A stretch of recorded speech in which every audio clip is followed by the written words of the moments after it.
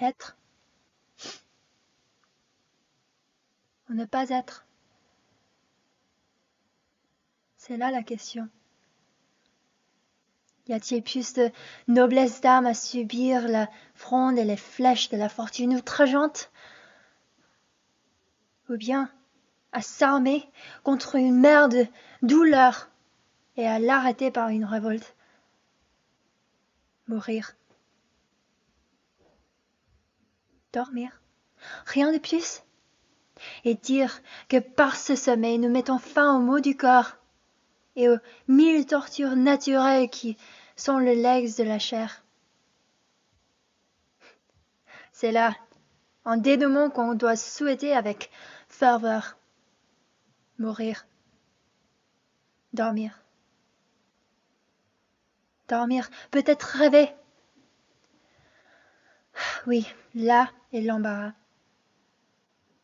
Car quel rêve peut-il nous venir dans ce sommeil de la mort, quand nous sommes débarrassés de l'entrainte de cette vie?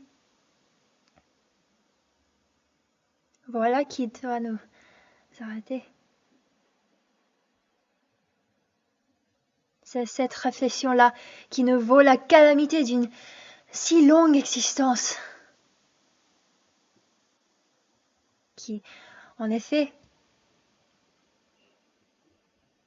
voudrait supporter les flagellations et les dédains du monde, l'injure de l'oppresseur, l'humiliation de la pauvreté, les angoisses de l'amour méprisé, les lenteurs de la loi, l'insolence du pouvoir et les rebuffades que le mérite résigne reçoit d'hommes indignes, s'il pouvait en être quitte avec un simple poinçon.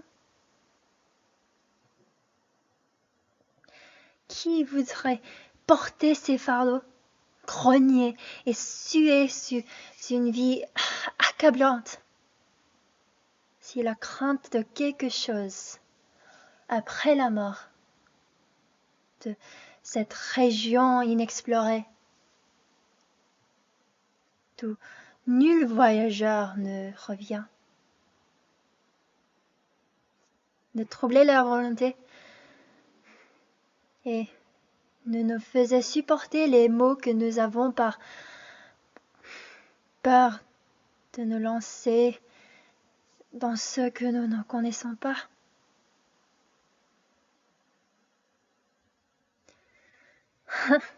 Ainsi, la conscience fait de nous tous les lâches.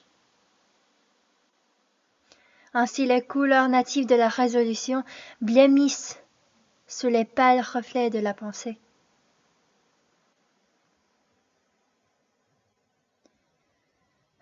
Ainsi, les entreprises les plus énergiques et les plus importantes se détournent de leur cours.